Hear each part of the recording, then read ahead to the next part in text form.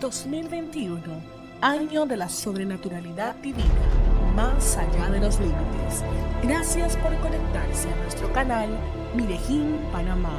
Sean todos bienvenidos. Muy buenas noches, amados hermanos y amigos. Que el Señor les continúe bendiciendo de una manera muy especial. Quiero darle la más cordial bienvenida en el nombre de nuestro Señor Jesucristo a este maravilloso tiempo que el Señor nos regala en el día de hoy, jueves 3 de junio del año 2021, el año de la sobrenaturalidad divina más allá de los límites. Queremos agradecerle a nuestro Dios el habernos guardado, protegido, cubierto para llegar hasta este momento tan especial cuando juntos vamos a seguir con el estudio de la palabra del Señor. Así que vamos en esta maravillosa noche a orar a Dios para que a través de su Santo Espíritu Él nos pueda conducir y que podamos sacar el mayor provecho de este tiempo que vamos a dedicar a Él. Padre, en el nombre precioso de nuestro Señor Jesucristo nos unimos a adorarte, a bendecir, a glorificar tu nombre y a darte gracias porque reconocemos que tú eres bueno y tu misericordia es para siempre. Nuestros corazones están llenos de profundo agradecimiento hacia ti por todas las cosas que tú has hecho, haces y seguirás haciendo en nuestras vidas. En cuanto a tu persona, te amamos, te admiramos y deseamos ser como tú, reflejar tu imagen aquí en la tierra. Así que a través de tu Santo Espíritu, Señor, deposita en nuestros corazones esa semilla de tu palabra que nos transformen y que nos, Dios mío, nos aviven y nos alineen con tu propósito y con tu voluntad. Señor, abrimos pues nuestros corazones, glorifícate como tú sabes hacerlo y nosotros siempre tendremos el cuidado de darte a ti la honra y la gloria en el nombre precioso de nuestro Señor Jesucristo. Amén y amén. Aleluya. Mis amados hermanos y hermanas, en esta noche yo quiero hablarles acerca del tema el ministerio dentro del cuerpo. El ministerio dentro del cuerpo. En la disertación anterior les estuve hablando acerca del mantenimiento de la unidad, basado en la carta del apóstol Pablo a los Efesios, en el que desarrollé los dos puntos dignos de la vocación, que hacía referencia al llamado que invita al pecador a dejar las tinieblas para entrar en la luz del Evangelio. Y el segundo, que era permanecer unido mediante la unidad que ha dispuesto el Espíritu y de la paz con Dios y entre nosotros el cuerpo de Cristo. Ahí a continuación, en ese capítulo número 4 de Efesios, el apóstol Pablo entonces nos habla de este tema que quiero desarrollarle en el día de hoy. Así que siguiendo en la misma dirección, ahora les quiero hablar de este tema del ministerio dentro del cuerpo. Ahora, ¿qué tiene que ver el ministerio con el carácter? Bueno, es que los ministerios fueron dejados para preparar a los santos, para llevar a los santos a una mayor madurez. A través de los ministerios nosotros llevamos a los santos a una mayor madurez para que puedan reflejar la imagen de nuestro Señor Jesucristo aquí en la tierra. En el pasaje que estudiamos hoy, Pablo nos muestra a Cristo como un conquistador que marcha y obtiene tributo de la ciudad vencida. Pablo usa esa figura para enseñar que Cristo, en su crucifixión y resurrección, obtuvo la victoria sobre Satanás. Cuando ascendió al cielo, dio dones a la iglesia, algunos de los cuales detalla en Efesios capítulo 4, versos del 11 al 13. Mi disertación del día de hoy la voy a desarrollar en dos aspectos esenciales del tema. El primero, la distribución de los dones. El segundo, los dones de ministerio. Vamos a ver este primer punto, la distribución de los dones. Está sustentado por Efesios capítulo 4, versículos del 7 al 10. Dice así la palabra del Señor. Sin embargo, a cada uno de nosotros nos ha sido conferida la gracia conforme a la medida de la dádiva de Cristo. Porque esto dice, subiendo a lo alto, llevó cautiva la cautividad y dio dones a los hombres. Pero esto de que subió, ¿qué quiere decir? A menos que hubiera descendido también a las partes más bajas de la tierra. El que descendió es el mismo que también ascendió por encima de todos los cielos para llenarlo todo. Hasta aquí la lectura de la palabra del Señor. Inicio con una pregunta. ¿Por qué habla Pablo de la diversidad dentro de la iglesia al mismo tiempo que insiste en la unidad? Lo que oímos de la semana pasada y vamos a ver esta semana, Pablo está hablando de dos cosas. Está hablando de diversidad, pero a la vez está hablando de unidad. ¿Puede haber unidad en la diversidad? Pues eso es lo que él les quiso decir a los hermanos de la iglesia de Éfeso, que aunque hubiera diversidad en medio de la iglesia, porque cada persona va a actuar de acuerdo a cómo Dios la ha diseñado, pero que no debe haber, por la diversidad de los pensamientos, de las opiniones, no debe haber en medio de la iglesia división, sino lo que debe haber es unidad. Algo que amenaza constantemente la unidad en las iglesias es el hecho de que hay diferencias entre sus miembros. Sin embargo, al continuar su epístola a los Efesios, Pablo demuestra que los cristianos no tienen por qué tratar de ser idénticos para poder trabajar juntos. En la diversidad puede haber unidad. De esta forma, en lugar de ser un motivo de división, se convierte en un enriquecimiento mutuo. De hecho, llega a indicar que el mismo Cristo ha creado la diversidad entre los creyentes y que estas diferencias tienen su utilidad. Una de las causas más frecuentes de desunión dentro de las iglesias es la existencia de personas que exigen que todos sean como ellas. Quieren que los demás se les parezcan, piensen como ella e incluso vistan como ella. Otros van más allá, quieren incluso hasta que se peinen como ellos se peinan. Cuando llega alguien que se aparta de sus normas, sospechan de él o de ella inmediatamente. Según esas personas, Dios solo está dispuesto a aceptar a los que hagan las cosas como ellas piensan que deben ser hechas. Algunas veces la intención que tienen estas personas al obrar así es digna de elogio.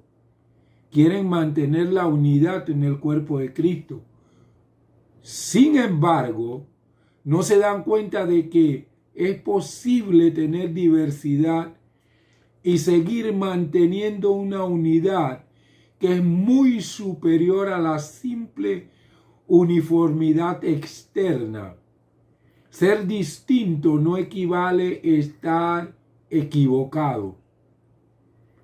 Aunque no podemos estar dispuestos a permitir desviaciones erradas en puntos importantes de doctrina o de conducta, también le tenemos que pedir al Señor que nos ayude a ser más tolerante como aquellos que difieran, aquellos que difieran de nosotros en cuanto a costumbres, maneras, formas de adorar e intereses. El apóstol Pablo afirma que cada cristiano recibe un grado distinto de gracia. Sin embargo, esta palabra aquí, gracia, no se refiere al favor inmerecido que recibimos de Dios cuando somos salvos. En este caso,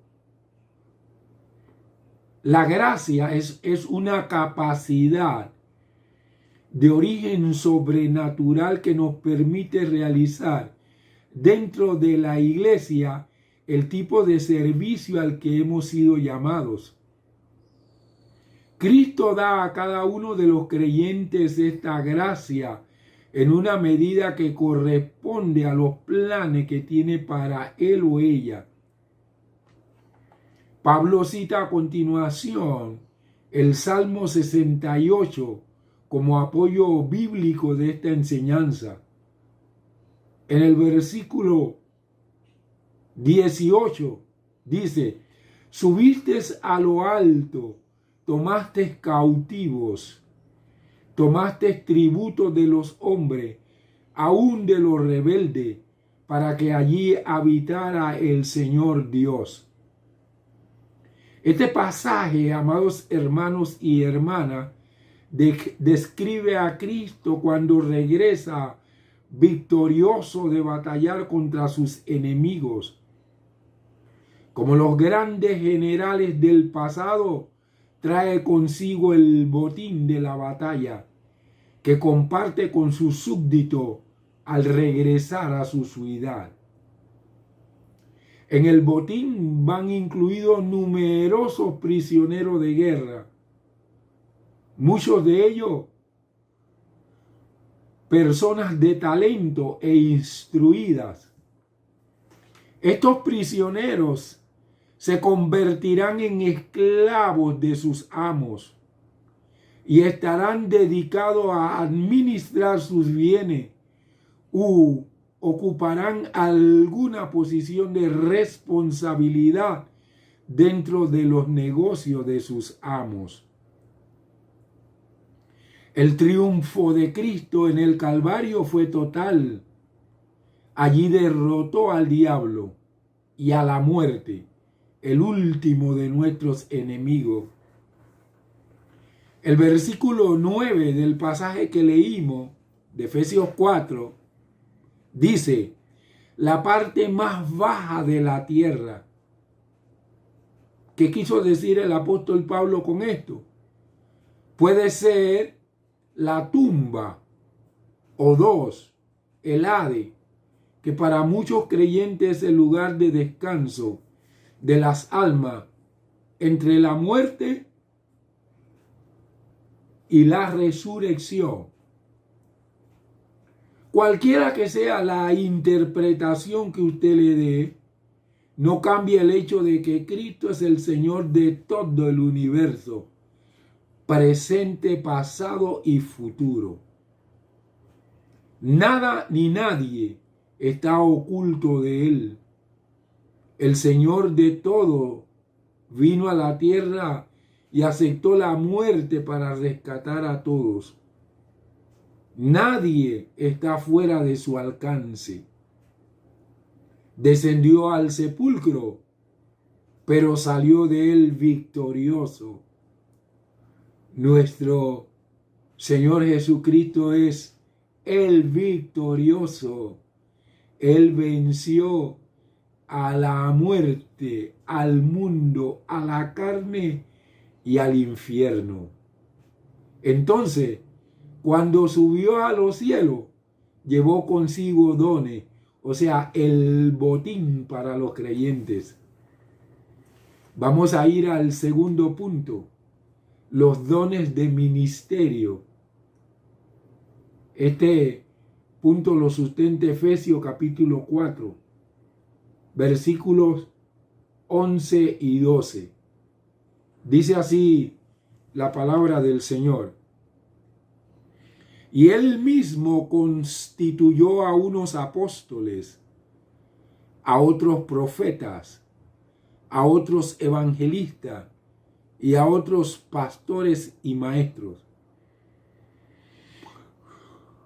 a fin de capacitar a los santos para la obra del ministerio, para la edificación del cuerpo de Cristo.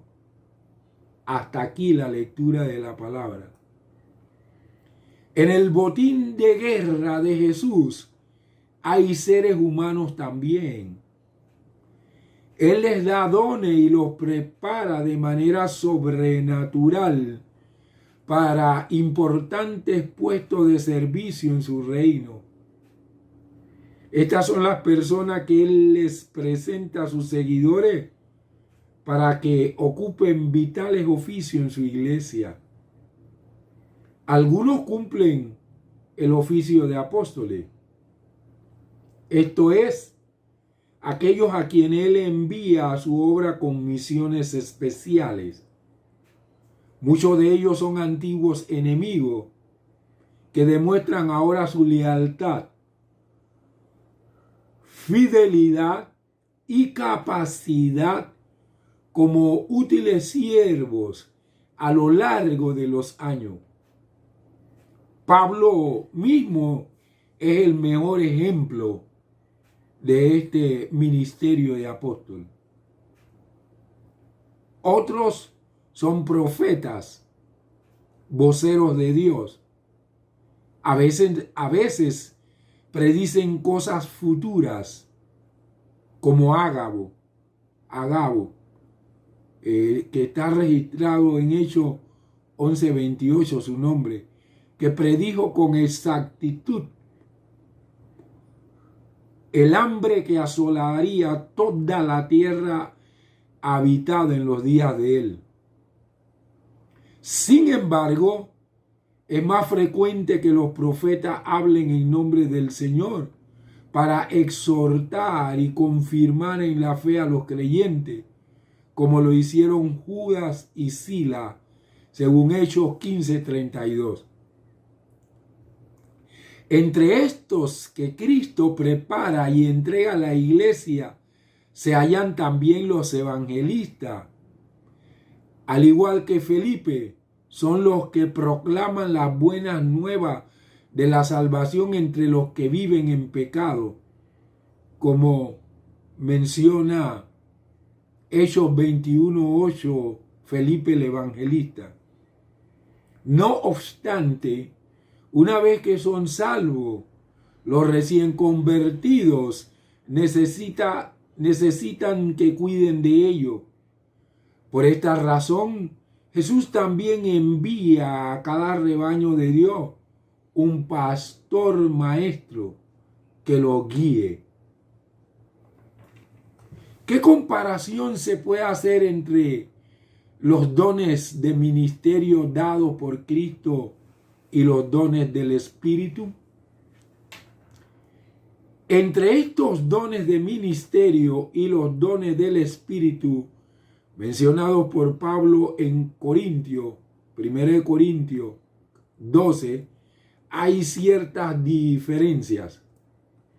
Los dones del Espíritu son manifestaciones sobrenaturales de ciertos atributos divinos del Espíritu destinados a resolver necesidades particulares. Es el Espíritu quien toma la iniciativa. El don no es posesión permanente de la persona a través de la cual obra el Señor. Y según el momento y la necesidad, Él usa distintas personas o la misma persona en distintos dones. En cambio, los dones de ministerio dados por Cristo suponen una labor duradera de la gracia en el creyente. Por medio de esta gracia, el creyente recibe la capacidad necesaria para servir de una forma determinada, pastor, evangelista o algún otro tipo de ministerio. Junto con esta preparación de origen divino, la persona recibe también el llamado a cumplir con el oficio dispuesto por el Señor. Estos dones preparan a las personas para ocupar distintas responsabilidades dentro de la iglesia. De esta forma, Pablo declara que el Señor tiene y realiza planes concretos. Las personas que Él envía a la iglesia para que ministren en ella tienen el deber de perfeccionar a los santos para la obra del ministerio, o sea, madurarlo mediante el ministerio que el Señor les ha otorgado, para que los santos puedan entonces, con una madurez que se requiere, realizar la obra del ministerio. Amados y amadas, entonces, según lo que dice aquí el apóstol Pablo, son los santos los que realizan la labor de la iglesia. Ellos son los que se edifican mutuamente dentro del cuerpo de Cristo. Se visitan deben visitarse unos a otros. Son los santos los que deben constantemente compartir sus bendiciones unos con otros. Pero también es maravilloso cuando una iglesia funciona en unidad, como los más antiguos, los más viejos, se convierten entonces en las ayudas de los más nuevos para que ellos, como bebé espiritual, puedan crecer y desarrollarse hasta que alcancen la madurez que les permita caminar a ellos solos. Por eso es que dice que ellos son los que se edifican mutuamente dentro del cuerpo de Cristo. Deben ser capacitados para que puedan desarrollar sus dones y ministerio. Los santos necesitan ver y ser capacitados en sanidades, en milagros, en liberaciones, de tal manera que cuando ellos están en medio del mundo, en medio de la sociedad, ellos puedan ejercer esta autoridad que nos dio el Señor Jesucristo a todos como iglesia, cuando dijo que hollaríamos serpientes y escorpiones y sobre toda fuerza del mal sin que nada nos dañe. Pero a veces nosotros le enseñamos a los santos que ellos deben efectuar sanidades, liberación, milagro. Pero ellos nunca nos ven a nosotros hacer sanidades, liberaciones y milagros. ¿Por qué los apóstoles del Señor Jesucristo hicieron milagros? Porque ellos vieron al Señor Jesucristo hacer milagros. No fueron capacitados únicamente de forma intelectual, sino que fueron capacitados en la práctica. Luego ellos, los apóstoles, como muestra el libro de los Hechos, el Señor los usó para hacer muchos milagros. Entonces, como los discípulos de los apóstoles lo vieron hacer milagros y lo vieron echar fuera demonios, lo vieron sanar enfermos, entonces los discípulos de ellos también sanaron enfermos, echaron fuera demonios e hicieron milagros. Esto es una repetición. Somos nosotros los ministros los que tenemos que capacitar a los santos para que ellos hagan esto en medio del mundo, de la sociedad. Cuando esto ocurre, ellos son fortalecidos en su fe, y entonces cuando hablan la palabra de Dios, las hablan con denuedo, con autoridad, porque saben de quién están hablando. Si un creyente nunca ha visto ni ha hecho una sanidad, una liberación, un milagro, ¿en qué está sustentada su fe? En lo que el apóstol Pablo dijo en 1 Corintios capítulo número 2, en palabras persuasivas de humana sabiduría. Pablo dijo que la iglesia no puede ser edificada con palabras persuasivas de humana sabiduría, sino en la demostración del Espíritu y del poder de Dios. Y eso tiene que ocurrir primero en nosotros los ministros, para que luego después los santos puedan realizar esa labor. Yo quiero contarle un testimonio. La persona que ha andado más cerca conmigo ha sido Luis Manuel Castillo. Y como quiera que él trabaje en la iglesia e intercedíamos juntos allí y todo esto, recuerdo que en una oportunidad vino la esposa de Víctor Cabrera, que ahora mismo no recuerdo el nombre. Ella estuvimos orando para que el Señor le diera un empleo. ¿Saben, amados hermanos y hermanas, qué sucedió? El primer día que ella empezó a trabajar en el almacén, que el Señor le abrió la puerta, se cayó de la escalera y se quebró la pierna. ¿Saben qué? Fue al hospital, pero debido a que se le había hinchado la pierna, tenían que esperar un poquito, porque él sabe que si se pone el yeso con la pierna hinchada o el miembro hinchado, luego cuando se baja, entonces el yeso queda boyando, flotando. Entonces, como la atendieron y después tenía que regresar para que la enyesaran, ella decidió ir a la iglesia. Ese día yo estaba allí en el templo y estaba Luis Manuel Castillo y otros hermanos más.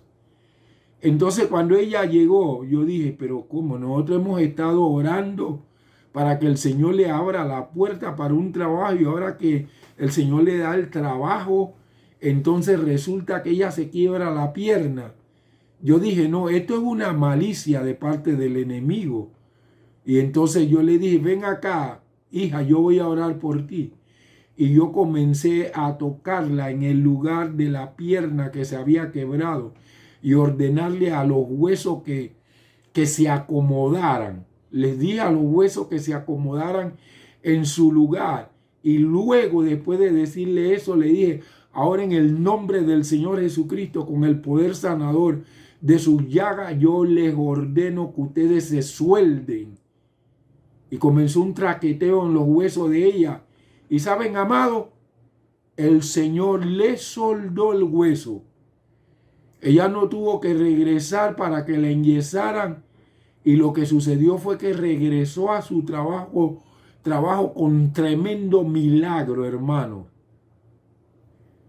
Ahora, ¿qué sucedió después? En una oportunidad, allí en calle 21, vino una mujer y se cayó y se fracturó. Yo no estaba por allí. Ahora, Luis Manuel Castillo había visto lo que el Señor había hecho a través de mí. ¿Qué hizo Luis Manuel Castillo? Bueno, él oró de la misma manera en que yo oré y le habló a los huesos y le dijo que se acomodaran. Y luego después que él sintió que los huesos se acomodaron, le dijo, ahora se sueldan en el nombre del Señor Jesús. ¿Y qué creen ustedes que ocurrió? Se soldó. O sea que yo no solamente he sido usado por el Señor para hacer cosas como esta. Los discípulos que me han visto a mí hacer estas cosas, ellos las han hecho. Ahí en la escuela de profeta tuvo un hermano Jiménez. Él es de República Dominicana. Él es un evangelista.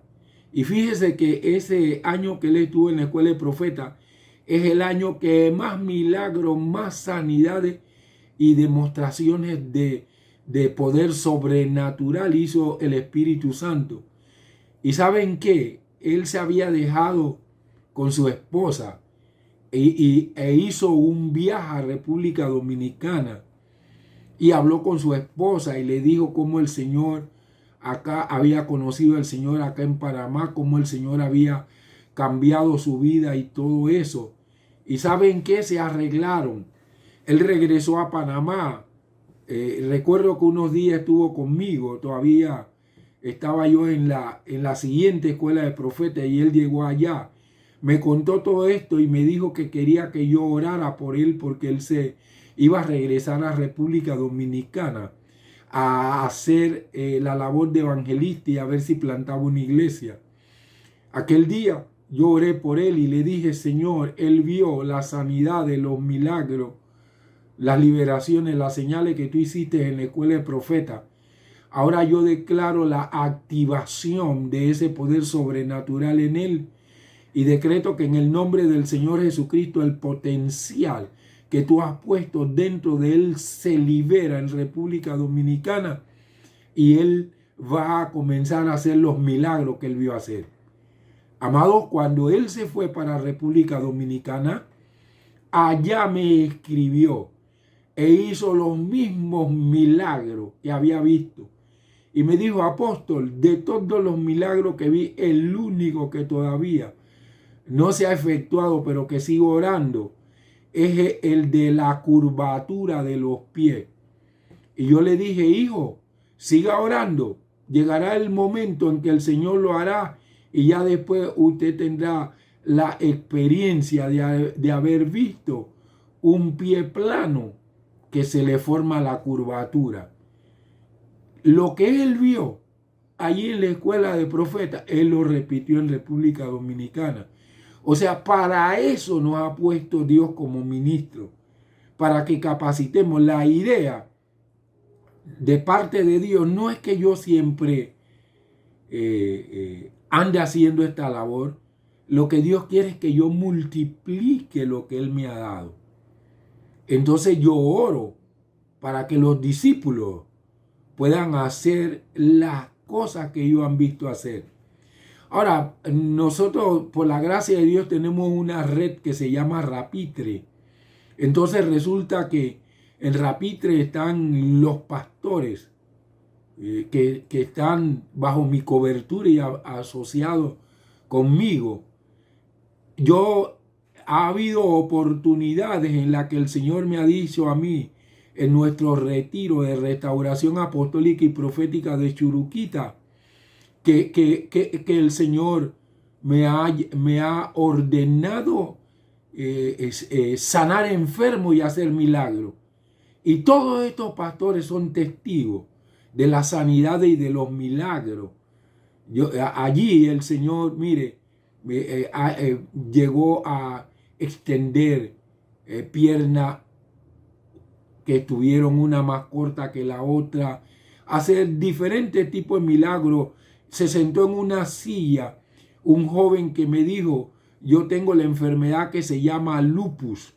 Y en ese momento oré por él y le dije, el Señor te ha sanado, pero necesitas regresar al médico para que te lo confirme. Cuando él regresó al médico, el médico le confirmó que la enfermedad había desaparecido. Los pastores de la red han sido testigos de sanidades y de milagros que ellos mismos han visto. Ellos necesitan hacer como el evangelista Jiménez, Luis Jiménez, yo no estuve allí cerca de él cuando él comenzó a orar por los enfermos, pero él creyó, y como él creyó, él comenzó a hacer las mismas sanidades, liberaciones y milagros. Yo creo que los pastores de la red tienen que hacer como él hizo. Ya eso está depositado. Primero, porque han sido llamados para preparar a los santos para la obra del ministerio. Y número dos, que ya ellos han visto al Señor hacer esto. Así que ellos lo que tienen que hacer es decidirse a que el Señor les use de una manera especial. Entonces, para eso hemos sido puestos como ministros en medio de la iglesia, para preparar a los santos, para madurarlos, para que los santos puedan hacer la obra del ministerio. Y que no solamente nuestra congregación sea edificada con palabras persuasivas de humana sabiduría, sino con la demostración del Espíritu y el poder de Dios. ¡Qué maravilloso! Pablo habla de la diversidad, de la unidad, pero habla también de la edificación mediante los dones ministeriales y los dones del Espíritu Santo. Vamos a darle gracias a Dios. Padre, en el nombre precioso de nuestro Señor Jesucristo, te adoramos, bendecimos, glorificamos tu santo nombre y te damos gracias por habernos compartido esta palabra en esta tarde y por los testimonios que nos ayudan a edificar nuestra fe. Señor, queremos reflejar la imagen de nuestro Señor Jesucristo, pero no tan solo eso, sino que queremos que Cristo sea en nosotros la esperanza de gloria y que lo que Él hizo en su ministerio terrenal lo pueda hacer también a través de nosotros, para que tu nombre sea glorificado, Padre, y para que los santos sean preparados para hacer la obra del ministerio en el poder y la gloria de tu Santo Espíritu, Padre amado. Gracias te damos en esta noche por este tiempo tan maravilloso que tú nos has regalado del estudio de tu palabra. En el nombre precioso de nuestro Señor Jesucristo. Amén y amén. Mis amados hermanos y hermanas, les agradezco profundamente que hayan estado conmigo este tiempo y les invito a participar conmigo el próximo domingo a las 5 de la tarde, donde seguiremos estudiando el libro de los Hechos del Espíritu Santo. Hasta que llegue ese momento, que el Señor le bendiga, le cubra, le guarde de una manera especial, en el nombre precioso de nuestro Señor Jesucristo. Le saludo y le bendigo en esta noche, en el nombre de Jesús. Esta ha sido otra transmisión de Medellín, Panamá. Recuerde sintonizarnos los días jueves a las 7 p.m. y domingos a las 5 p.m. Además de nuestros servicios en vivo los domingos a las 10 a.m. Gracias por conectar.